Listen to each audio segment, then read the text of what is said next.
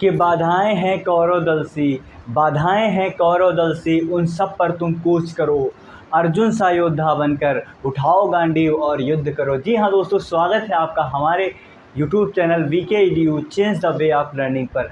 आज हम लोग UP triple S C PET exam की तैयारी के में अपना सिलेबस को बढ़ाते हुए इतिहास का जो पहला टॉपिक है सिंधु घाटी सभ्यता, उसके बारे में हम आज पूरा डिटेल से पढ़ने वाले। तो आज आपको मिलने वाली है सिंधु घाटी सभ्यता की पूरी मास्टर वीडियो। एक ही क्लास में हम पूरा सिंधु घाटी सभ्यता को कवर अप करेंगे। तो अभी तक अगर आपने हमारा चैनल सब्सक्राइब नहीं किया तो सभी को हमारा चैनल सब्सक्राइब करना है और साथ ही साथ बेल आइकन को प्रेस करना है, जिससे आपको सभी एग्ज़ाम की नोटिफिकेशन और साथ ही साथ बहुत ही इम्पॉर्टेंट जो वीडियोस हैं, क्लासेस हैं, वो आपको लगातार रेगुलर वे में हमारे इस चैनल के माध्यम से मिलती रहेंगी। तो आप सभी लोग फटाफट से हमारे चैनल को लाइक करेंगे और सब्सक्राइब करेंगे, ठीक है। तो फटाफट से सभी लोग हमारे चैनल को सब्सक्राइब कर लें और साथ ही साथ अगर बेस्ट नोट और PDF चाहते हैं तो उसके लिए VKEDU टेलीग्राम को ज्वाइन करेंगे, जिसका लिंक आपको डिस्क्रिप्शन में मिल जाएगा। तो जी हाँ दोस्तों, आज हम लोग शुरू करने वाले सिंधु घाटी सभ्यता और इसके बारे में एक ही वीडियो में ये आपकी मास्टर क्लास होने वाली है। सिंधु घाटी सभ्यता के बारे में पूरा डिटेल से हम डिस्कस करने वाले हैं, तो सभी लोग लास्ट तक बने रहेंगे, ऐसी हम आशा करते हैं। तो फटाफट से बताएंगे कमेंट सेक्शन में कि आप लोग कैसे हैं। कमेंट सेक्शन में बताइए कि आप लोग कैसे हैं। तो आज की क्लास का हम लोग शुभारंभ करते हैं एक नए मोटिवेशन के साथ, एक नए उत्साह के साथ। कहते हैं कि रख हौसला वो मंजर भी आएगा। जी हाँ दोस्तों, रख हौसला वो मंजर भी आएगा, प्यासे के पास चलकर समंदर भी आएगा, थक कर ना बैठ ऐ मंजिल के मुसाफिर, मंजिल भी मिलेगी और मिलने का मज़ा भी आएगा। जी हाँ दोस्तों, आप सबका स्वागत है। एक बार फिर से तहे दिल से हम आपका स्वागत करते हैं अपने YouTube channel VKEDU change the way of learning पर। तो सिंधु घाटी सभ्यता जिसके बारे में आज हम लोग पढ़ने वाले, और मैं आपसे वादा करता हूं अगर आप ध्यान से पढ़ते हैं लास्ट तक तो सिंधु घाटी सभ्यता से बनने वाला कोई भी क्वेश्चन आपका छूट कर नहीं जाने वाला है। और फिर वो चाहे किसी भी एग्ज़ाम के लिए हो, SSC, यूपी ट्रिपल SC के लिए, तो ये हमारा वीडियो खास कर एकदम मास्टर वीडियो होने वाला है और इससे बाहर आपका एक भी क्वेश्चन कहीं नहीं जाने वाला इधर से उधर। जी हाँ दोस्तों, तो बने रहेंगे लास्ट तक हमारे इस क्लास में। तो सिंधु घाटी सभ्यता की बात करी जाए, जी हाँ देखते हैं सिंधु घाटी सभ्यता, जिसे हम लोग इंडस वैली सिविलाइजेशन के नाम से इंग्लिश में जानते हैं। तो सिंधु घाटी सभ्यता, इंडस वैली सिविलाइजेशन। तो अगर बात करी जाए सिंधु घाटी सभ्यता कब से स्टार्ट हुई और कब तक स्टार्ट हुई, तो इसकी विभिन्न मान्यताएं थी। सिंधु घाटी सभ्यता की विभिन्न मान्यताएं थी, जिनके अनुसार जो है अलग अलग इनकी डेटें थी, इनकी अलग अलग जो है सन माने गए, तो वो पूरा सर्वमान्य नहीं हो सके। इसकी एक जो पद्धति है कार्बन डेटिंग पद्धति, जी हाँ कार्बन डेटिंग पद्धति, C14 पद्धति के नाम से इसे जानते हैं, तो यह सर्वमान्य पद्धति मानी गई। तो इसके अनुसार हम लोग सबसे पहले देखेंगे सिंधु घाटी सभ्यता का समय जो है, जो ड्यूरेशन था वो कब से कब तक था। तो सिंधु घाटी सभ्यता सबसे पहली बात करी जाए कार्बन डेटिंग पद्धति, जी हाँ कार्बन डेटिंग पद्धति के अनुसार सिंधु घाटी सभ्यता, ये कई बार आपके एग्जाम में पूछा जा चुका है। तो सिंधु घाटी सभ्यता कार्बन डेटिंग पद्धति के अनुसार DD पाल के द्वारा, जी हाँ DD पाल के द्वारा ये दिया गया है 2500 ईस्वी से 2500 से 1750 BC तक। ध्यान रखेंगे 2500 से 1750 BC तक इसका ड्यूरेशन रहा है। इसके समय का निर्धारण किया गया 2500 से 1750 BC तक 2500 से 1750 BC तक ये कार्बन डेटिंग पद्धति में इसका समय का निर्धारण किया गया। और यही सर्वमान्य इसकी जो है ये काल है। सर्वमान्य काल किसे माना गया? कार्बन डेटिंग पद्धति के द्वारा जो आपका काल निकल के आया सिंधु घाटी सभ्यता को, वही सर्वमान्य माना गया। तो याद रखेंगे 2500 से 1750 BC तक, जी हाँ 2500 से 1750 BC तक इसका सर्वमान्य काल जो है वो माना गया। तो अगला जो है सबसे खास बात है कि ध्यान देते रहेंगे सभी को, जितने सारे लोग आज के हमारे इस सेशन से जुड़े हुए हैं सभी को लाइक जरूर करना है। इसका विस्तार कैसा है? तो इसका विस्तार त्रिभुजाकार में है। किस आकार का है? सिंधु घाटी सभ्यता का जो विस्तार है वो त्रिभुजाकार में है। जी हाँ दोस्तों, अगर बात करी जाए सिंधु घाटी सभ्यता के खोज के बारे में तो हम पूरी डिटेल से आपको बताने वाले हैं, बस लास्ट तक बने रहना। तो खोज की बात करी जाए तो सबसे पहले सन 1921 में जॉन मार्शल के संरक्षण में, जॉन मार्शल के देखरेख में, उस समय ये पुरातत्व विभाग के क्या थे? अध्यक्ष थे। जॉन मार्शल 1921 में पुरातत्व विभाग के क्या थे? जनक थे। तो 1921 में जॉन मार्शल की देखरेख में, ठीक है, सर दयाराम साहनी ने हड़प्पा का उत्खनन किया, हड़प्पा की खोज की, हड़प्पा की खुदाई किसके द्वारा की गई? दयाराम साहनी के नेतृत्व में। और किसकी देखरेख में? सर जॉन मार्शल की देखरेख में। किसके द्वारा? दयाराम साहनी के द्वारा। सन 1921 में, डेट भी आपको याद करके जाना है तो याद कर लेंगे। सन 1921 में दयाराम साहनी ने सर जॉन मार्शल के देखरेख में हड़प्पा नामक स्थल का उत्खनन किया, हड़प्पा नामक स्थल का उत्खनन किया, इसकी खोज की। तो इसीलिए सबसे पहले अगर बात करी जाए सिंधु घाटी सभ्यता में किस स्थल की खोज हुई, तो उस स्थल का नाम है हड़प्पा। तो हड़प्पा होने के कारण, हड़प्पा नामक स्थल की सर्वप्रथम खोज होने के कारण इस सभ्यता का नाम, सिंधु घाटी सभ्यता का दूसरा नाम हड़प्पा सभ्यता के नाम से भी जाना जाता है, जैसा कि आपको पता भी होना चाहिए। तो सिंधु घाटी सभ्यता का दूसरा नाम क्या है? हड़प्पा सभ्यता। और जिसका मुख्य विशेष कारण यही है क्योंकि हड़प्पा सभ्यता जो है, इसका जो उत्खनन है, इसकी खोज सर्वप्रथम की गई, तो इसलिए इसका नाम हड़प्पा सभ्यता भी दिया गया। फिर अगर बात करी जाए 1922 में सर जॉन मार्शल के नेतृत्व में एक दूसरे स्थान की खोज, जी हाँ, एक दूसरे स्थान की खोज राखाल दास बनर्जी के द्वारा की गई। किसके द्वारा की गई? राखाल दास बनर्जी के द्वारा की गई। उसका नाम था मोहनजोदड़ो। मोहनजोदड़ो स्थल की खोज किसके द्वारा की गई? राखाल दास बनर्जी के द्वारा सन 1922 में की गई। जी हाँ। फिर अगर बात करी जाए 1925 में AMC, याद रखना, इट इज ट्रिक, यह ट्रिक है आपके AMC 1925, AMC 1925 याद रखना। ये दो हम बता रहे हैं, बहुत ही इंपॉर्टेंट है, कई बार आपके एग्जाम में पूछे गए, तो इसलिए याद रखना AMC 1925। ए से अर्नेस्ट, एम से मैके और सी से चन्हूदड़ो। जी हाँ, क्या? सी से चन्हूदड़ो। तो अर्नेस्ट मैके ने चन्हूदड़ो की खोज जो है जॉन मार्शल के नेतृत्व में सन 1925 में की। तो AMC 1925, 1925 AMC। AM मतलब अर्नेस्ट मैके और सी से होता आपका चन्हूदड़ो। तो अर्नेस्ट मैके के द्वारा चन्हूदड़ो की खोज की गई है। तो इस तरीके से याद रखेंगे। और हम आपको स्टैटिक जीके और करंट अफेयर में बहुत सारी ट्रिक्स बताने वाले हैं, बस आप लोग हमारे चैनल को सब्सक्राइब कर लीजिए। फिर आपका अगला है, बहुत ही इंपॉर्टेंट है, ASS 1927, याद रखेंगे ASS 1927।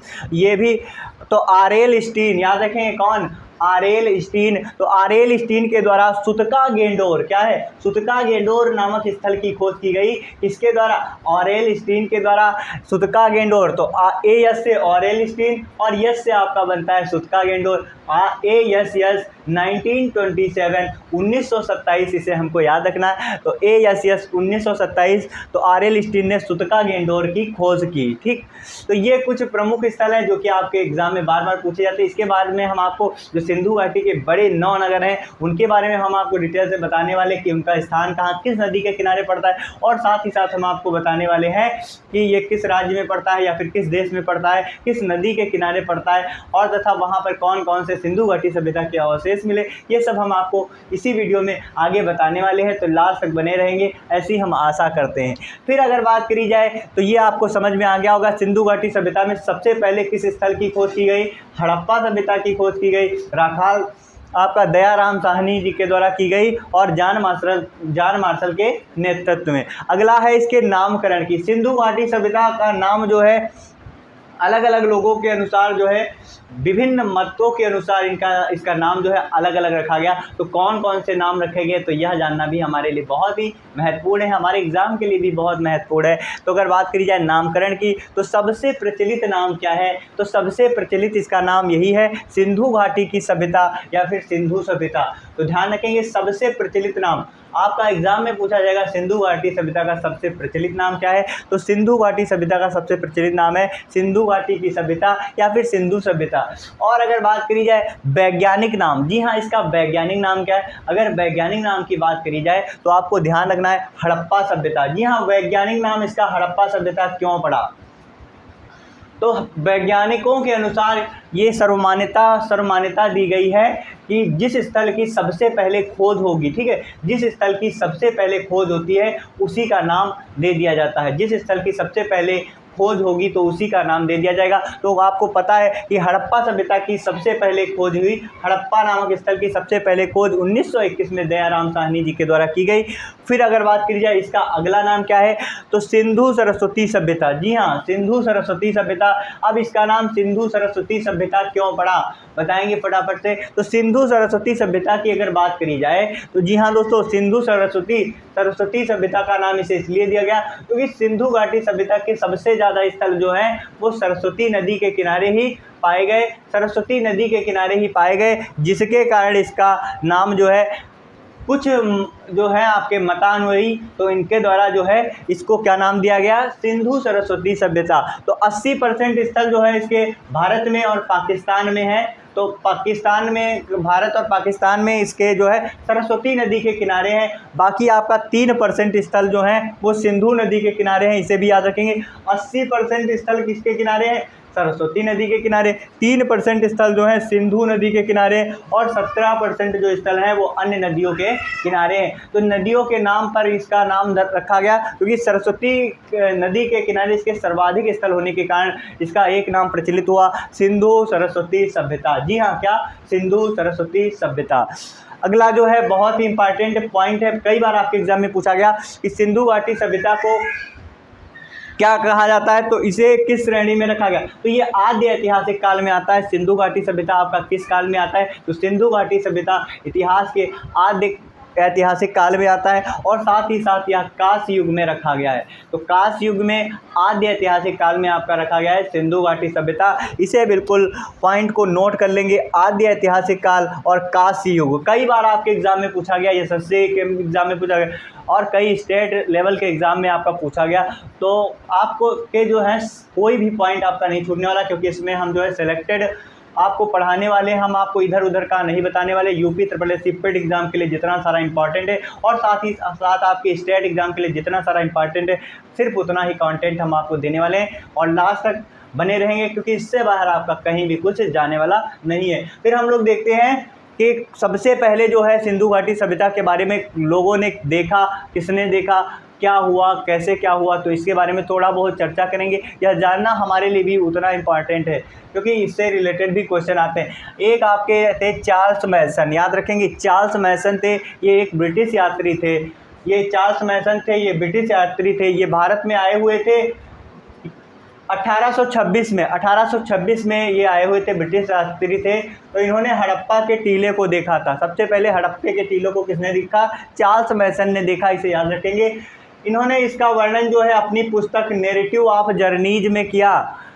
अब ध्यान रखेंगे, नैरेटिव ऑफ जर्नीज, तो ये पुस्तक किसकी है, चार्ल्स मैसन की है। तो बहुत ही इंपॉर्टेंट पुस्तक है, कई बार पूछा गया, नैरेटिव ऑफ जर्नीज। इस पुस्तक में इन्होंने हड़प्पे के टीले को जो देखा था उसके बारे में वर्णन किया है। तो चार्ल्स मैसन, इनका अनुमान था कि ये किसी पुराने किलों का अवशेष है। चार्ल्स मैसन का अनुमान था कि ये पुराने किले का अवशेष है। जी हाँ दोस्तों, उसके बाद आते हैं बर्टन ब्रदर। बर्टन ब्रदर आपका जो है, बर्टन ब्रदर जो दो भाई थे बर्टन के नाम से, एक का नाम था जेम्स बर्टन, दूसरे का नाम था विलियम बर्टन, और ये दोनों इंजीनियर थे। रेल की पटरी के निर्माण में कहाँ से कहाँ तक, कराची से लाहौर तक रेलवे लाइन को बिछाया जा रहा था। उस समय ये दो भाई इंजीनियर थे, क्या नाम था, जेम्स बर्टन और विलियम बर्टन।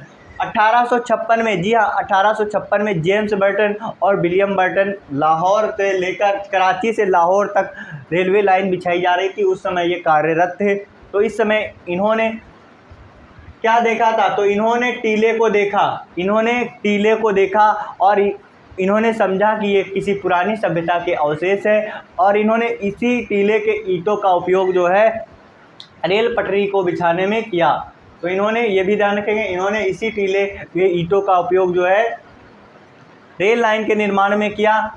और अगर बात की जाए जेम्स बर्टन और विलियम बर्टन, तो कराची से लाहौर तक रेलवे निर्माण के समय इनको एक टीला दिखाई दिया और इन्होंने ऐसा अनुमान लगाया ये किसी पुरानी सभ्यता के अवशेष हो सकते हैं। तो इसे भी हमको याद रखना। फिर अगर बात करी जाए अलेक्जेंडर कनिंघम, जी हाँ अलेक्जेंडर कनिंघम आपके लिए बहुत इंपॉर्टेंट है। कई बार एग्जाम में पूछा गया कि भारतीय पुरातत्व विभाग के जनक कौन हैं। फटाफट से बताएंगे। भारत के पुरातत्व विभाग के जनक कौन है? तो जी हाँ, अलेक्जेंडर कनिंघम। कई बार पूछा गया, अलेक्जेंडर कनिंघम है पुरातत्व विभाग के जनक। फिर अगर बात करी जाए, इन्होंने हड़प्पा सभ्यता के जो आपका हड़प्पा नामक स्थान है उसका 3 बार दौरा किया, लेकिन इन्हें विशेष सफलता नहीं प्राप्त हो सकी और ये असफल रहे अपने इस कार्य में, तो इन्हें विशेष उपलब्धि प्राप्त नहीं हुई। फिर अगर बात की जाए 1853 में इनके द्वारा अनुमान लगाया गया, ये किसी भगवान बुद्ध के द्वारा या फिर हिंद शासकों की कोई बस्ती होगी। इन्होंने अनुमान लगाया कि ये भगवान बुद्ध के समय की या फिर हिंद शासकों की कोई बस्ती रही होगी, लेकिन ऐसा था नहीं। अगर बात करी जाए 1853, जी हाँ 1853 की बात करी जाए तो भारत में सबसे पहले रेल कब चली? मुंबई से थाने तक, तो 1853 में चली, इसे भी याद रखेंगे। 1853 से मुझे याद आ गया कि भारत में सबसे पहले रेल कब चली, तो 1853 में चली, इसे भी हमको याद रखना। अब बात आती है सिंधु घाटी सभ्यता के विस्तार की। इसका विस्तार क्या है, किस दिशा में, कहाँ से कहाँ तक इसका विस्तार है, उत्तर से दक्षिण तक, पूरब से पश्चिम तक इसका कहाँ से कहाँ तक विस्तार है, इसके बारे में हम लोग आपको डिटेल से बताएंगे। ये कुछ मैप टाइप में हमने बना रखा है, इसकी सहायता से हम लोग समझेंगे और साथ ही साथ देखेंगे कि इसका विस्तार कहाँ से कहाँ तक कितना है, तो इसके बारे में हम लोग देखते हैं। अगर बात करी जाए सिंधु घाटी सभ्यता के विस्तार की, तो विस्तार की अगर बात की जाएगी तो सबसे पहले हम लोग देखेंगे सिंधु घाटी सभ्यता में इसका सबसे पश्चिमी स्थल कौन है। ध्यान देंगे, पश्चिमी स्थल जो है वो सुतका गेंडोर है। क्या है? सुतका गेंडोर। और सुतका गेंडोर की बात अगर करी जाए तो हमने आपको क्या बताया था, ASS 1927, ASS 1927, आरएल स्टीन ने 1927 में सुतका गेंडोर की खोज की। यहाँ पर मैंने आपको बताया था, याद रखना क्योंकि बहुत ही इंपॉर्टेंट है, इसलिए मैं बार बार रिपीट करवा रहा हूँ आपको। तो सुतका गेंडोर बलूचिस्तान में यह स्थान है और कहाँ पर पड़ता है? पाकिस्तान में। तो यह सबसे पश्चिमी स्थल है। फिर अगर बात करी जाए पूर्वी स्थल, तो पूर्वी स्थल कहाँ है? आलमगीरपुर। क्या है? आलमगीरपुर आपका पूर्वी स्थल है। और ये आलमगीरपुर कहाँ पड़ता है? तो मेरठ यूपी में पड़ता है। जी हाँ, हम भी तो हैं यूपी वाले, तो यूपी में पड़ता है, यूपी के मेरठ में आपका पड़ता है आलमगीरपुर और ये सबसे पूर्वी स्थल है। क्या है? सबसे पूर्वी स्थल है। और ये किस नदी के किनारे पड़ता है? तो आलमगीरपुर आपका हिंडन नदी के किनारे पड़ता है। जी हाँ, हिंडन नदी के किनारे पड़ता है। अब उसके बाद अगर बात करी जाए, अब ध्यान देंगे, सुतका गेंडोर पश्चिमी स्थल है, आलमगीरपुर पूर्वी स्थल है। अगर बात करी जाए उत्तरी स्थल, तो मांडा, आपका मांडा नामक एक स्थल है, जम्मू कश्मीर में पाया गया। ये जो है सिंधु घाटी सभ्यता का सबसे उत्तरी स्थल है। और फिर अगर बात करी जाए दक्षिण से, दा से दक्षिण और दा से होता है दाइमाबाद। जी हाँ, दा से दक्षिण और दा से दाइमाबाद आपका महाराष्ट्र में पाया गया। ये सबसे दक्षिणी स्थल है सिंधु घाटी सभ्यता का। तो अब एक बार फटाफट से हम लोग रिवाइज करेंगे। सुतका गेंडोर सिंधु घाटी सभ्यता का पश्चिमी स्थल, आलमगीरपुर पूर्वी स्थल है, मांडा उत्तरी स्थल है और दा से दाइमाबाद दक्षिण स्थल है। दा से दक्षिण और दा से दाइमाबाद ये दक्षिणी स्थल है। कहाँ पड़ता है? महाराष्ट्र में पड़ता है। जी हाँ, महाराष्ट्र में पड़ता है। तो अब देखेंगे इसका विस्तार जो है, तो अगर बात करी जाए उत्तर से दक्षिण तक, जी हाँ, उत्तर से दक्षिण तक इसका विस्तार कितना है? तो उत्तर से दक्षिण तक इसका 1100 किलोमीटर विस्तार है। 1100 किलोमीटर, ध्यान रखेंगे 1100 किलोमीटर है उत्तर से दक्षिण तक। अगर बात करी जाए पूरब से पश्चिम तक, जी हाँ, पूरब से पश्चिम तक, तो पूरब से पश्चिम तक इसका विस्तार है 1550 किलोमीटर। जी हाँ, 1550 किलोमीटर। और कुल क्षेत्रफल की अगर बात करी जाए तो 12,99,600 किलोमीटर। कितना है? 12,99,600 किलोमीटर इसका विस्तार है। जैसा कि वर्ग किलोमीटर इसका विस्तार है, तो देख सकते हैं। तो एक बार फिर से रिपीट करेंगे, कितना कितना है। तो अगर बात करी जाए उत्तर से दक्षिण तक, तो उत्तर से दक्षिण तक 1100 किलोमीटर है इसका विस्तार। अगर बात करी जाए पूरब से पश्चिम तक, तो जी हाँ, पूरब से पश्चिम तक इसका 1550 किलोमीटर है। और अगर बात करी जाए इसका कुल क्षेत्रफल कितना है, कुल क्षेत्रफल कितना है, तो इसका कुल क्षेत्रफल है 12,99,600 किलोमीटर, 600 वर्ग किलोमीटर। 12,99,600 वर्ग किलोमीटर इसका कुल विस्तार है। अब इसके बारे में हम आपको डिटेल से बताने वाले सिंधु घाटी सभ्यता के कुछ विशेष स्थल और ये कहाँ कहाँ पाए गए, और साथ ही साथ इसके बारे में हम बताएंगे कि ये इसकी खोज किसने की, और साथ ही साथ ये किस नदी के किनारे पड़ते हैं, किस प्रांत में पड़ते हैं, किस देश पर पड़ते हैं और किस स्थान में पड़ते हैं। तो बने रहेंगे सभी लोग लास्ट तक। अब हम लोग चर्चा करेंगे सिंधु घाटी सभ्यता के नगरों के बारे में।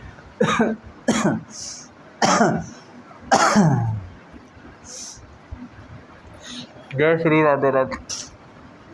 अब हम लोग चर्चा करने वाले हैं सिंधु घाटी सभ्यता के बड़े नगरों के बारे में, और साथ ही साथ हम आपको बताने वाले हैं सिंधु घाटी सभ्यता में कुल कितने नगर हैं। तो अगर बात आती है सिंधु घाटी सभ्यता में कुल कितने नगर हैं, तो इसमें टोटल जो नगरों की संख्या की अगर बात करी जाए तो 1500 से अधिक इसमें नगर है। और फिर अगर बात करी जाए मुख्य नगर कितने हैं, तो इसमें मुख्य 9 बड़े नगर हैं, और जिनके नाम क्या हम लोग देख लेंगे। हड़प्पा, मोहनजोदड़ो, राखीगढ़ी, धौलावीरा, कालीबंगा, बनावली, गनवेरीवाल और साथ ही साथ चन्हूदड़ो और आपका लोथल। तो ये 9 बड़े नगर हैं, इनके बारे में हम डिटेल से चर्चा करने वाले आपसे कि ये किस देश में, किस राज्य में और किस ज़िले में पड़ते हैं, और साथ ही साथ किस नदी के किनारे पड़ते हैं, और इनके खोजकर्ता कौन है, इसके बारे में हम आपसे डिटेल में चर्चा करने वाले हैं। तो लास्ट तक आपको बने रहना है। कहा जाता है कि कोई भी लक्ष्य इंसान से बड़ा नहीं होता। जी हाँ, कोई भी लक्ष्य इंसान से बड़ा नहीं होता, और हारा वही जो लड़ा नहीं होता। तो बने रहेंगे हमारी वीडियो में लास्ट तक। तो हम आज आपसे चर्चा कर रहे हैं सिंधु घाटी सभ्यता के बारे में। ये आपकी मास्टर वीडियो है, ज़्यादा से ज़्यादा लोगों तक शेयर करेंगे। पूरा सिंधु घाटी सभ्यता हम इसी में कवर करेंगे, इससे बाहर एक भी क्वेश्चन नहीं जाएगा। तो अगर बात करी जाएगी हड़प्पा सभ्यता की, तो सबसे पहला नगर कौन सा है आपका सिंधु घाटी सभ्यता का? सिंधु घाटी सभ्यता का सबसे पहला नगर है हड़प्पा सभ्यता। और हड़प्पा सभ्यता के बारे में मैंने आपको बताया था कि 1921 में दयाराम साहनी के द्वारा जॉन मार्शल के संरक्षण में इस स्थल की खोज की गई। और फिर अगर बात करी जाएगी हड़प्पा सभ्यता के, तो यह पाकिस्तान के पंजाब प्रांत के साहिवाल ज़िले में पाया गया। कहाँ पर? पाकिस्तान के पंजाब प्रांत के साहिवाल ज़िले में पाया गया आपका हड़प्पा नगर। पाकिस्तान के पंजाब प्रांत के साहिवाल ज़िले में आपका हड़प्पा स्थल पाया गया। और किस नदी के किनारे? रावी नदी के किनारे पाया गया। याद रखेंगे, हड़प्पा सभ्यता, हड़प्पा नगर रावी नदी के किनारे पाया गया। हड़प्पा आपका रावी नदी के किनारे पाया गया, इसे हमको याद रखना है। और दयाराम साहनी इसके खोज करता है। यहाँ दयाराम साहनी इसके खोज करता है, तो सभी लोग याद कर लेंगे, दिमाग में बैठा लेंगे। अगला है मोहनजोदड़ो। जी हाँ, ध्यान से सुनेंगे, मोहनजोदड़ो। अगर बात आती है मोहनजोदड़ो की, तो मोहनजोदड़ो का अर्थ होता है मृतकों का टीला। जी हाँ, मृतकों का टीला अर्थ होता है मोहनजोदड़ो का, और इसे सिंध का नखलिस्तान भी कहते हैं, तो इसे भी ध्यान देंगे। अगर बात आती है मोहनजोदड़ो की, तो मोहनजोदड़ो की हमने बात बताई थी आपको कि मोहनजोदड़ो की खोज किसने की थी? मोहनजोदड़ो की खोज राखाल दास बनर्जी ने 1922 में जॉन मार्शल के संरक्षण में की। और जॉन मार्शल कौन है? तो उस समय पुरातत्व विभाग के अध्यक्ष थे।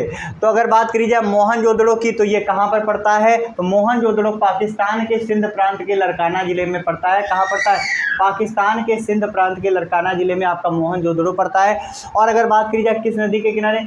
सिंधु नदी के किनारे आपका पड़ता है। और राखाल दास बनर्जी इसके खोज करता है। जी हाँ, राखाल दास बनर्जी इसके खोज करता है। अगर बात करी जाए राखीगढ़ी की, राखीगढ़ी स्थल आपका बहुत ही महत्वपूर्ण है, कई बार आपके एग्जाम में पूछा गया। तो 9 बड़े नगर हैं, इनके बारे में आपको डिटेल से याद करके जाना है अपने किसी भी एग्जाम में।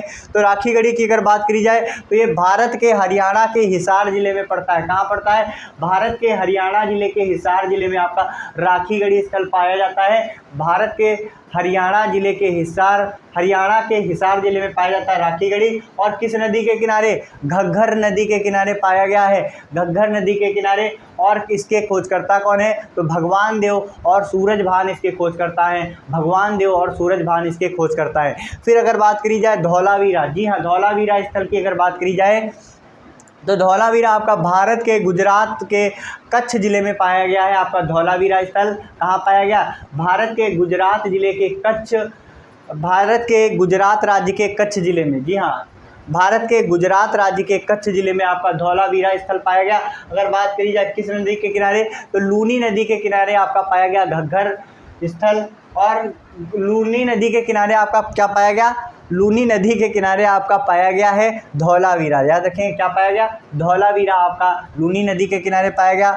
तो कहाँ पाया गया? भारत के गुजरात राज्य के कच्छ ज़िले में लूनी नदी के किनारे पाया गया। जगपत जोशी आर.एस. बिष्ट, कौन? जगपत जोशी आर.एस. बिष्ट इसके खोज करता है। जी हाँ, जगपत जोशी और आर.एस. बिष्ट इसके खोज करता है। फिर अगर बात करी जाएगी कालीबंगा की, तो कालीबंगा का अर्थ क्या होता है आप लोग जान लेंगे। कालीबंगा का अर्थ होता है काली चूड़ियाँ। क्या होता है? काली चूड़ियाँ अर्थ होता है कालीबंगा का। और ये कहाँ पाया गया? तो भारत के राजस्थान राज्य के हरियाणा ज़िले में पाया गया। भारत के राजस्थान राज्य के हरियाणा ज़िले में आपका क्या पाया गया? कालीबंगा स्थल पाया गया। और अगर बात आती है कालीबंगा स्थल की, तो कालीबंगा स्थल आपका कहाँ पाया गया? घग्गर नदी के किनारे, घग्गर नदी के किनारे, जी हाँ, ए घोष, बीबी लाल और बी के थापड़ इसके खोज करता है। कौन है? ए घोष, बीबी लाल और बी के थापड़ इसके खोज करता है। तो इसे हम लोग याद रखेंगे। आपका जो है भारत के राजस्थान राज्य के हनुमानगढ़ जिले में आपका क्या पाया गया? कालीबंगा स्थल।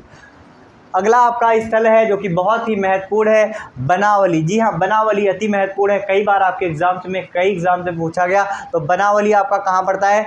भारत के हरियाणा राज्य के फतेहाबाद जिले में, भारत के हरियाणा राज्य के फतेहाबाद जिले में आपका बनावली पाया गया। और अगर बात आती है बनावली की, जी हाँ, बात अगर आती है बनावली की, तो ये घग्गर नदी के किनारे आपका बनावली स्थल पाया गया। घग्गर नदी के किनारे रविंद्र सिंह बिष्ट इसके खोज करता है, रविंद्र सिंह बिष्ट इसके खोज करता है। तो बनावली एक बार फिर से रिपीट कर लेंगे, भारत के हरियाणा राज्य के फतेहाबाद जिले में आपका बनावली पाया गया।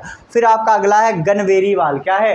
गनवेरीवाल। जी हाँ, गनवेरीवाल आपका कहाँ पाया गया? तो पाकिस्तान के पंजाब प्रांत के बहावलपुर जिले में, पाकिस्तान के पंजाब प्रांत के बहावलपुर जिले में आपका क्या पाया गया? गनवेरीवाल। पाकिस्तान के पंजाब प्रांत के बहावलपुर जिले में गनवेरीवाल पाया गया। किस नदी के किनारे? सिंधु नदी के किनारे, आपका हकरा नदी के किनारे पाया गया। कहाँ पाया गया? हकरा नदी के किनारे पाया गया आपका गनवेरीवाल। और आरेल स्टीन इसके खोज करता है। कौन है? ऑरेल स्टीन इसके खोज करता है, किसके? गनवेरीवाल के। तो ये कहाँ पाया गया? एक बार फिर से, पाकिस्तान के पंजाब प्रांत के बहावलपुर जिले में। अगला आपका है चन्हू दड़ो। जी हाँ, चन्हू दड़ो कहाँ स्थल पाया गया? तो चन्हू दड़ो से हमने आपको बताया था, क्या बताया था? चन्हू दड़ो से हमने आपको क्या बताया था? AMC 1925, AMC 1925 बताया था। अगर आपको याद होगा तो फटाफट से कमेंट सेक्शन में बताएंगे। तो AMC 1925 मतलब AM का मतलब होता है अर्नेस्ट मैके और C से चन्हू दड़ो, AMC। तो अर्नेस्ट मैके ने चन्हू दड़ो की खोज 1925 में जॉन मार्शल के संरक्षण में किया। तो चन्हू दड़ो की अगर बात करी जाए तो ये कहाँ पर स्थल पाया गया? तो चन्हू दड़ो पाकिस्तान के सिंध प्रांत के नवाब शाह जिले में चन्हू दड़ो स्थल पाया गया। पाकिस्तान के पंजाब प्रांत के नवाब शाह जिले में चन्हू दड़ो स्थल आपका पाया गया। और अगर बात करी जाए किस नदी के किनारे? तो सिंधु नदी के किनारे पाया गया। और अर्नेस्ट मैके इसके खोज करता है, AMC याद रखना, अर्नेस्ट मैके, चन्हू दड़ो 1925। फिर आपका अगला स्थल जो है नवा मुख्य स्थल और बड़ा स्थल कौन है? लोथल। जी हाँ, लोथल स्थल कहाँ पर पाया गया? कई बार आपके एग्जाम में पूछा गया। तो लोथल आपके भारत के गुजरात के अहमदाबाद जिले में लोथल पाया गया। भारत के गुजरात के अहमदाबाद जिले में लोथल आपका पाया गया। भारत के गुजरात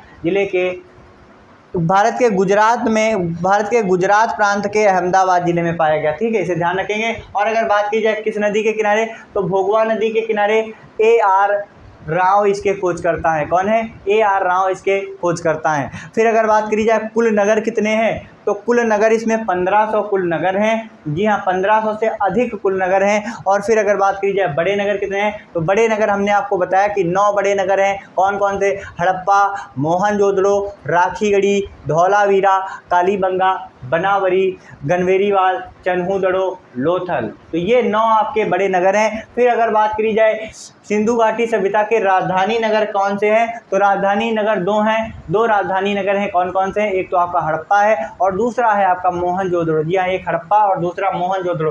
अगर क्षेत्रफल की बात करी जाए तो 12,99,600 वर्ग किलोमीटर है इसका क्षेत्रफल। कितना है क्षेत्रफल? 12,99,600 वर्ग किलोमीटर। इसे हम लगभग 13 लाख भी कह सकते हैं, लेकिन एग्जैक्ट हमको याद रखना है कितना है? 12,99,600 वर्ग किलोमीटर। अगर बात करी जाए सिंधु घाटी सभ्यता में पूरब से पश्चिम की ओर कितना विस्तार है?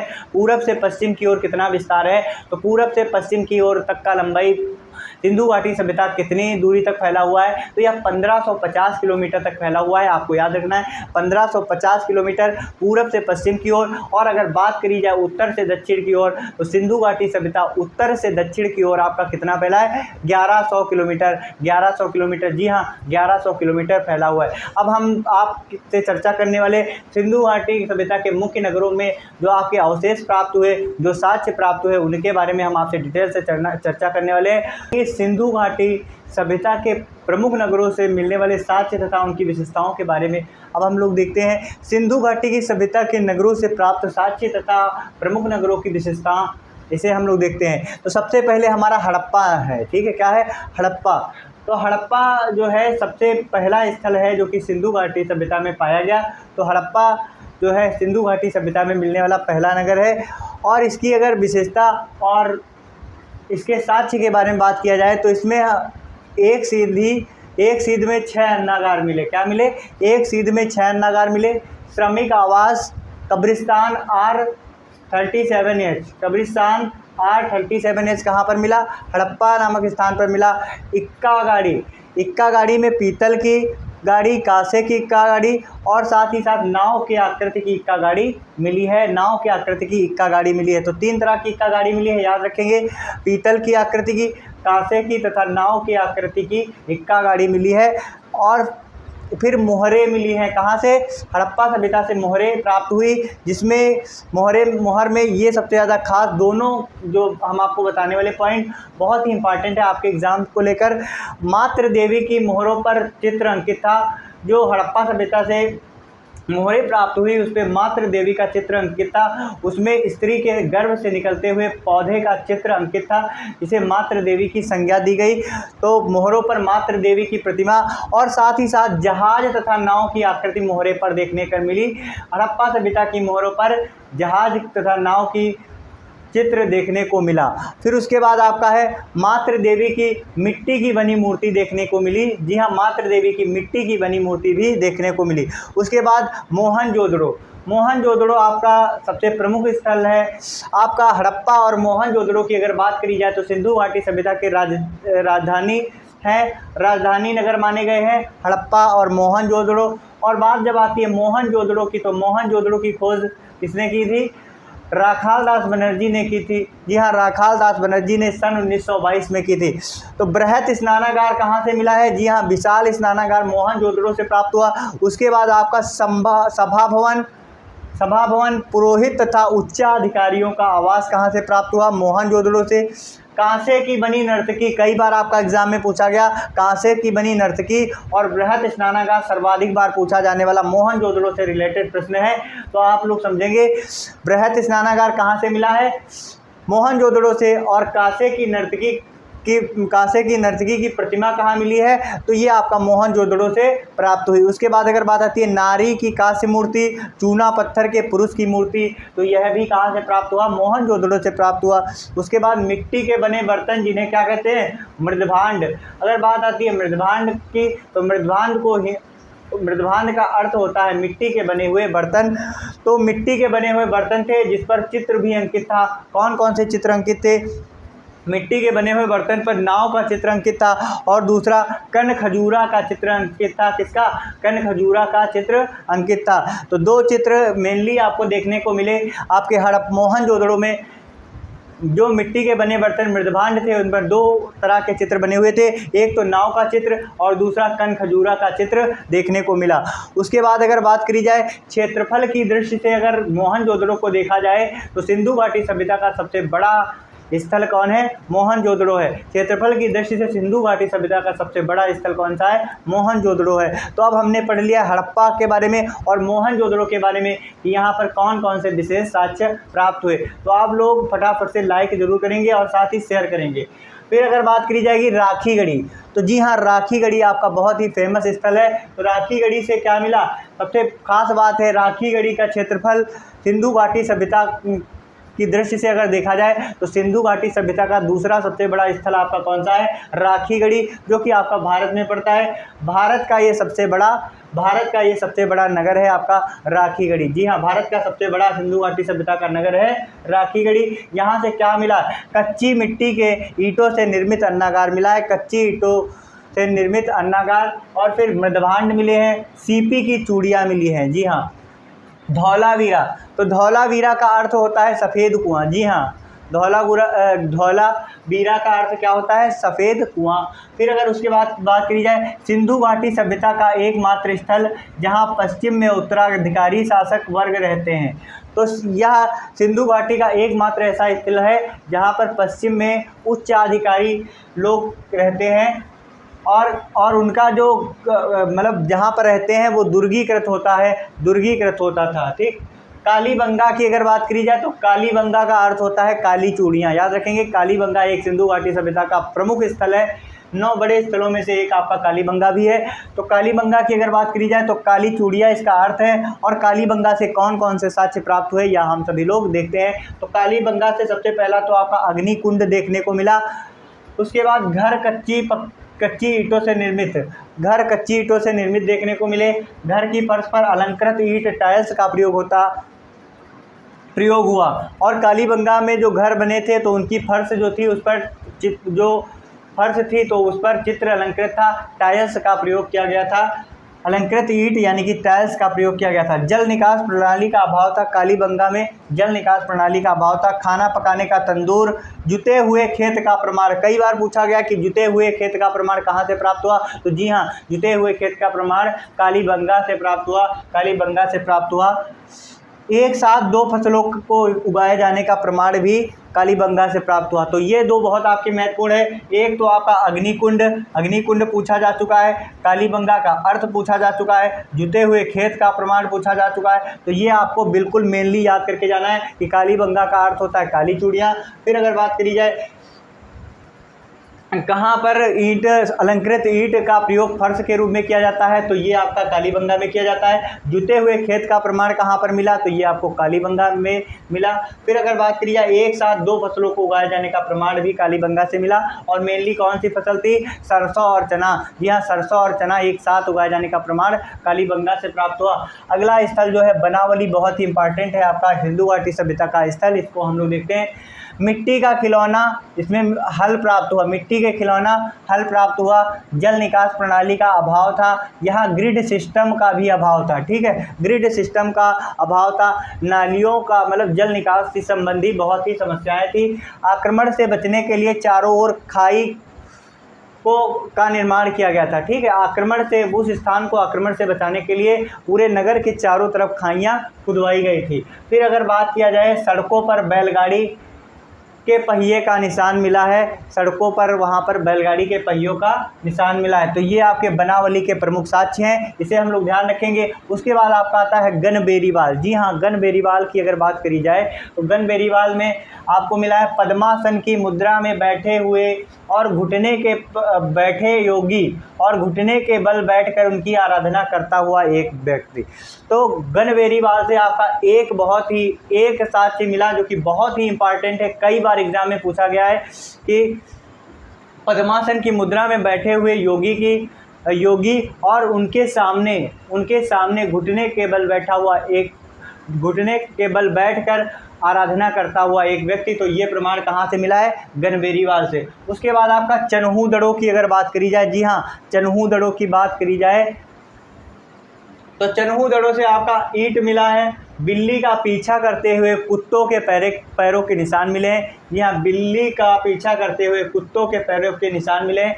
एकमात्र स्थान है जहाँ पर वक्राकार ईंटें प्राप्त हुई। जी हाँ, अगर पूछा जाए आपके एग्जाम में वक्राकार ईंटों का प्रमाण कहाँ से प्राप्त हुआ, तो चन्हूदड़ों से प्राप्त हुआ। सौंदर्य प्रसाधन, जी हाँ, ध्यान रखेंगे, सौंदर्य प्रसाधन जैसे कि लिपस्टिक और काजल, इसके साक्ष्य कहाँ से प्राप्त हुए, तो सौंदर्य प्रसाधन, लिपस्टिक और काजल इसके साक्ष्य चन्हूदड़ों से प्राप्त हुए।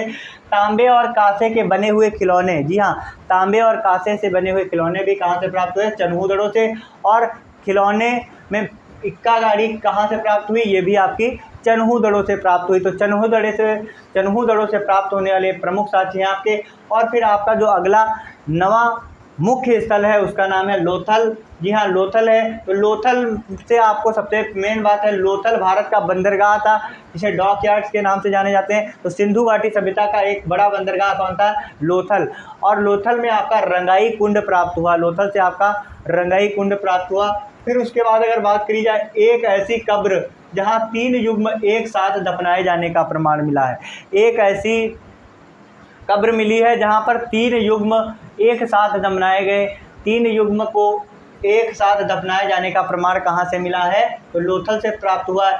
और सबसे विशेष यह है कि पंचतंत्र की कहानी का जो है मुहर पर चित्रित किया गया है। पंचतंत्र की कहानी का मुहर पर चित्रण किया गया है। इसमें क्या चित्रण किया गया है? पेड़ पर बैठी हुई एक चिड़िया के मुख में मछली दबी हुई है। पेड़ की डाल पर बैठी हुई एक चिड़िया के मुख में मछली दबी हुई है और नीचे लोमड़ी है, और पेड़ के नीचे कौन है? लोमड़ी है। तो यह कहाँ पर साक्ष्य प्राप्त हुआ? तो यह लोथल में साक्ष्य प्राप्त हुआ। और ये जो चित्रण है ये आपका किस पर था? मुहर पर था।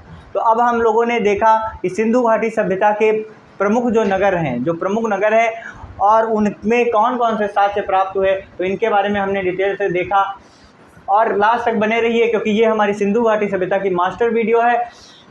और अब हम आपको बताएंगे, जी हाँ, अब हम आपको बताने वाले हैं कि कुछ अन्य स्थल सिंधु घाटी सभ्यता के वहाँ से कौन कौन से साक्ष्य प्राप्त हुए, और साथ ही साथ हम आपको बताने वाले सिंधु घाटी सभ्यता में से जो नगर हैं उनकी प्रमुख विशेषताएं क्या थी, और उसके बारे में जो धार्मिक विचार हैं। और अगर बात की जाए सिंधु घाटी सभ्यता की नगरीय सभ्यता के बारे में हम आपसे डिस्कस करने वाले हैं। तो लास्ट तक आप लोग क्लास में बने रहेंगे। कि कहते हैं कि कोई भी लक्ष्य इंसान से बड़ा नहीं होता और हारा वही जो लड़ा नहीं होता। तो आपको लड़ना है और लास्ट तक बने रहना। सिंधु घाटी सभ्यता से आपका कोई भी प्रश्न एग्ज़ाम में इस वीडियो से बाहर नहीं जाने वाला है। तो और साथ ही साथ सिंधु घाटी सभ्यता की क्या विशेषताएं थी उसके बारे में हम आपको डिटेल से बताएंगे। कुछ अन्य क्षेत्र देखेंगे। अगर बात आती है रंगपुर की, तो रंगपुर से चावल की खेती के साक्ष्य प्राप्त हुए। जी हाँ, रंगपुर से चावल की खेती के साक्ष्य प्राप्त हुए। उसके बाद सुरकोतदा, सुरकोतदा से क्या प्राप्त हुआ? सुरकोतदा से घोड़े की हड्डियां तथा उसके अस्थि पंजर के प्रमाण मिले हैं। कहाँ से? सुरकोतदा से।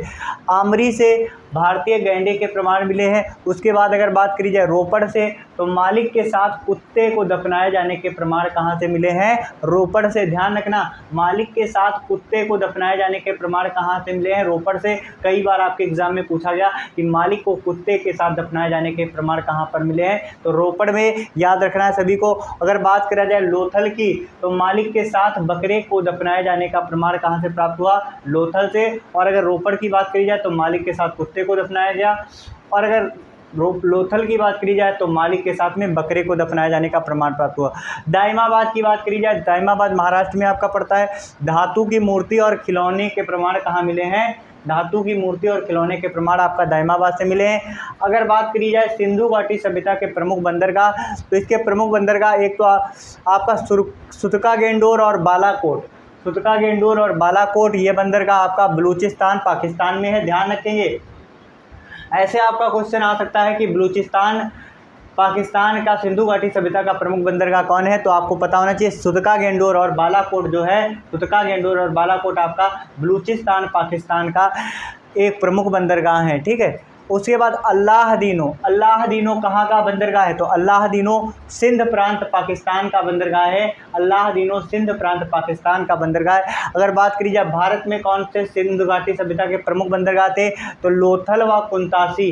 लोथल व कुंतासी गुजरात के ये बंदरगाह हैं। तो गुजरात के लोथल व कुंतासी बंदरगाह सिंधु घाटी सभ्यता के प्रमुख बंदरगाहों की श्रेणी में आते थे। तो ये आपके बंदरगाह हैं, इन्हें आप लोग जरूर याद कर लेंगे। बहुत ही इंपॉर्टेंट है आपके सभी एग्जाम के लिए, ना कि केवल यूपी उत्तर प्रदेश सीपेट के लिए।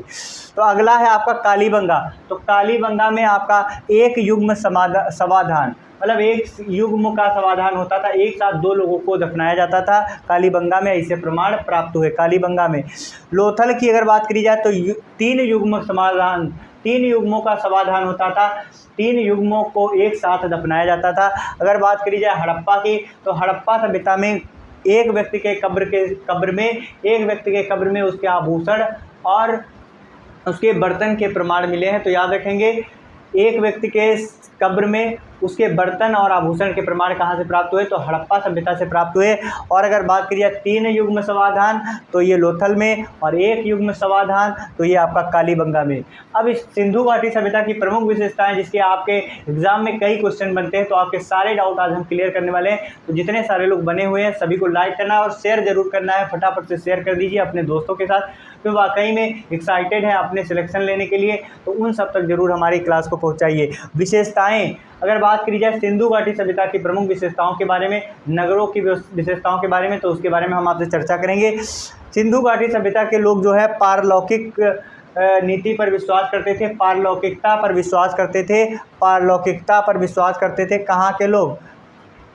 पारलौकिकता पर विश्वास करते थे सिंधु घाटी सभ्यता के लोग। फिर अगर बात करी जाए मातृ देवी और पशुपति देव की, ये लोग पूजा करते थे। किसकी पूजा करते थे? मातृ देवी और पशुपति देव। याद रखना, दिमाग में सेव कर लीजिए, मातृ देवी और पशुपति देव की पूजा करते थे। धरती को उर्वरता की देवी मानते थे। किसे उर्वरता की देवी मानकर पूजा करते थे? धरती को उर्वरता की देवी मानकर पूजा करते थे। पशुओं में कुबड़ वाला जो सांड है उसे सिंधु घाटी सभ्यता के लोग पूजनीय मानते थे। जी हाँ, ऊबड़ वाले सांड को सिंधु घाटी सभ्यता के लोग पूजनीय मानते थे। फिर अगर बात करी जाए इनकी सत्ता कैसी थी, इनकी सत्ता जो थी वो मात्र सत्तात्मक थी। इनकी सत्ता मात्र सत्तात्मक थी। आपके एग्जाम में कई बार पूछा गया कि सिंधु घाटी सभ्यता की सत्ता किस तरह की थी, तो उसमें आपके ऑप्शन आते थे मात्र सत्तात्मक, पितृ सत्तात्मक और इस तरीके से कई ऑप्शन आएंगे। आपको अगर नहीं मालूम होगा तो आप गलत करके आएंगे, या फिर अगर गलत करके आएंगे तो माइनस में नंबर लेकर आएंगे। ठीक है, तो इनकी सत्ता मात्र सत्तात्मक थी। कैसी थी? मात्र सत्तात्मक थी। फिर अगर बात करी जाए समाज का वर्गीकरण कर्म के आधार पर किया गया। समाज का वर्गीकरण किसके आधार पर किया गया? कर्म के आधार पर किया गया। तो कर्म के आधार पर कैसे किया गया? सबसे उच्च श्रेणी में विद्वान थे, सबसे उच्च श्रेणी में विद्वान थे, उसके बाद आपके योद्धा थे, उसके बाद दूसरे नंबर पर योद्धा, तीसरे नंबर पर व्यापारी और शिल्पकार थे, तीसरे नंबर पर व्यापारी और शिल्पकार थे, और चौथे नंबर पर आपके श्रमिक थे। तो किस तरीके से थे? पहले पे विद्वान थे, दूसरे पर योद्धा थे, तीसरे पे व्यापारी और शिल्पकार थे, और चौथे पर आपके श्रमिक थे। तो ये समाज का वर्गीकरण सिंधु घाटी सभ्यता में कर्मों के आधार पर किया गया, इसे हम लोग ध्यान रखेंगे। फिर अगर बात करी जाए सिंधु घाटी सभ्यता में लिपि के अध्ययन के बारे में, तो लिपि की अगर बात करी जाए तो लिपि प्रकाश में कब आई? तो 1853 में सिंधु घाटी सभ्यता की लिपि प्रकाश में आई। 1853 में इसकी लिपि प्रकाश में आई। 1923 में पूरी लिपि जो है प्रकाश में आ चुकी थी। जी हाँ, 1923 में सिंधु घाटी सभ्यता की पूरी लिपि प्रकाश में आ चुकी थी। फिर अगर बात करी जाए 1873 में सबसे पहले इस पर अपने विचार किसने व्यक्त किए? तो पुरातत्व विभाग के जनक कनिंघम यानी कि अलेक्जेंडर कनिंघम के द्वारा इसके विषय में अपना विचार व्यक्त किया गया। सबसे पहले अलेक्जेंडर कनिंघम के द्वारा इसके बारे में अपने विचार व्यक्त किया गया। फिर अगर बात की जाए 1925 में L.A. वार्डेन, ध्यान रखेंगे L.A. वार्डेल ने सबसे पहले लिपि को पढ़ने का प्रयास किया। किसके द्वारा किया गया? L.A. वार्डेल के द्वारा सबसे पहले सिंधु घाटी सभ्यता की लिपि को पढ़ने का प्रयास किया गया। तो और सबसे खास बात यह है कि सिंधु घाटी सभ्यता के बारे में हमें विशेष जानकारी प्राप्त नहीं हो सकी। उसका मुख्य कारण ये था कि सिंधु घाटी सभ्यता की लिपि को आज तक पढ़ा ही नहीं जा सका, क्योंकि वो जो लिपि थी वो उसकी लिखावट आज तक पढ़ी नहीं जा सकी, और इसी के कारण यह जो है भाव चित्रात्मक लिपि के रूप में मानी गई। तो सबसे खास बात है इसकी लिपि आज तक पढ़ी नहीं जा सकी। और फिर बात की जाए सिंधु घाटी सभ्यता की लिपि, तो सिंधु घाटी सभ्यता की लिपि कैसी है? भाव चित्रात्मक। कई बार एग्जाम में पूछा गया कैसी है? भाव चित्रात्मक। यहाँ पर जितने फैक्ट हम आपको बता रहे हैं सभी के सभी आपके एग्जाम में कहीं ना कहीं पूछे गए, तो इस वीडियो को बिल्कुल भी इग्नोर मत करना, मिस मत करना, लास्ट तक जरूर देखना, और इसका रिवाइज एक बार करोगे आपको सब कुछ याद होने वाला है। जी हाँ, सब कुछ याद होने वाला है। कालीबंगा से जो लिपि प्राप्त हुई है उसे गोमूत्रिका लिपि कहते हैं। ठीक है, अब इसे भी याद रखेंगे। कालीबंगा से जो लिपि प्राप्त हुई है उसे किस लिपि के नाम से जाना गया? गोमूत्रिका लिपि। खास बात क्या है? पहली पंक्ति दाएं से बाएं लिखी जाएगी, पहली पंक्ति उसमें दाएं से बाएं की ओर लिखी होती है, और जबकि हम लोग लिखते हैं तो किधर से लिखते हैं? हम लोग लिखते हैं बाएं से दाएं ओर, लेकिन यहाँ पर क्या है? पहली पंक्ति दाएं से बाएं की ओर थी, और अगर बात करी जाए दूसरी पंक्ति की तो दूसरी पंक्ति बाएं से दाएं की ओर थी, तो इसे गोमूत्रिका लिपि के नाम से जाना जाता है। तो इसको हम लोग ध्यान रखेंगे। गन्ना का कोई साक्ष्य नहीं मिला। जी हाँ, गन्ना का कोई साक्ष्य नहीं मिला। फिर उसके बाद अगर बात करी जाए हाथी घोड़े से परिचित थे लेकिन उसे पालतू जानवर नहीं बना सके। सिंधु घाटी सभ्यता के लोग हाथी और घोड़े से परिचित थे लेकिन वे लोग उसे अपना पालतू पशु नहीं बना सके। फिर अगर बात करी जाए सबसे खास बात कि सिंधु घाटी सभ्यता का विनाश, सिंधु घाटी सभ्यता का पतन हुआ, विनाश हुआ, उसके कारण तो अभी तक बिल्कुल स्पष्ट नहीं कहा जा सकता है, क्योंकि अब उसमें बहुत सारी मान्यताओं के अनुसार अगर देखा जाए तो भिन्न भिन्न विद्वानों की भिन्न भिन्न मान्यताएं हैं इस विषय पर कि सिंधु घाटी सभ्यता का किस तरह से विनाश हुआ। लेकिन सबसे प्रभावी कारण अगर माना जाए, सबसे ज़्यादा मतों का जो सपोर्ट है किसे मिला है, तो वह इसके विनाश का सबसे प्रभावी कारण किसे माना जाता है, बाढ़ को माना जाता है सिंधु घाटी सभ्यता के विनाश का सबसे प्रभावी कारण। तो इसे हम लोग देखेंगे कि सिंधु घाटी सभ्यता का विनाश का सबसे प्रभावी कारण क्या था, बाढ़ था। तो जी हाँ, लीजिए आपकी कंप्लीट हो गई सिंधु घाटी सभ्यता की फुल वीडियो, और ये आपकी मास्टर वीडियो थी। आप लोग लास्ट तक बने रहे, उसके लिए बहुत बहुत धन्यवाद। आप सभी लोग अपना जो सपोर्ट दिखा रहे हैं उसके लिए तहे दिल से आपको धन्यवाद है। और आपको प्रतिदिन इसी तरीके से क्लासेस मिलती रहेगी। यूपी SSSC पेड एग्ज़ाम में बेस्ट स्कोर करने के लिए लगातार हमसे जुड़े रहेंगे, एग्ज़ाम तक जुड़े रहेंगे और एग्ज़ाम के बाद भी जुड़े रहेंगे, और अपना स्कोर जो है हमसे ज़रूर शेयर करेंगे। कोई अगर डाउट है तो आप हमारे टेलीग्राम चैनल को ज्वाइन कर सकते हैं, जिसकी लिंक आपको डिस्क्रिप्शन में मिल जाएगी। जी हाँ, लिंक आपको डिस्क्रिप्शन में मिल जाएगी। तो आप सभी लोगों को प्रतिदिन हमारे जो क्लासेज हैं उनसे ज़रूर जुड़ना है, और 20 जुलाई को शाम 6 बजे जुड़ना ना भूलें। हमारे करंट अफेयर की मैराथन क्लास, जनवरी से जून माह तक के करंट अफेयर का ताबड़तोड़ रिवीजन की क्लास हम लेकर आ रहे हैं। लगातार क्लास आपकी 5 से 6 घंटे की क्लास होने वाली है। तो सभी स्टूडेंट जो हैं, सभी हमारे प्यारे प्यारे दोस्त 20 जुलाई को शाम 6 बजे जुड़ना ना भूलें VK EDU चैनल पर। हमारे जहां पर आप लोग देख रहे हैं इसे सब्सक्राइब कर लें, आपको नोटिफिकेशन मिलेगा। साथ ही बेल आइकन जरूर प्रेस करेंगे, जिससे सारी जानकारियां आपको मिलती रहेंगी। और लास्ट में बस यही कहना चाहता हूं कि अपनी मंजिल को भुलाकर जिया भी तो क्या जिया। जी हाँ, अपनी मंजिल को भुलाकर जिया भी तो क्या जिया, अगर है दम तो उसे पाकर दिखा। लिख दे खून से अपनी कामयाबी की कहानी को, और बोल दे उस किस्मत को, अगर है दम तो मिटा कर दिखा। Thank you so much. आप लोग हमारी क्लास में लास्ट तक बने रहे, उसके लिए बहुत बहुत धन्यवाद। आप सभी लोग हमारी इस वीडियो को ज़्यादा से ज़्यादा लोगों तक शेयर करेंगे, ऐसी हम आशा करते हैं।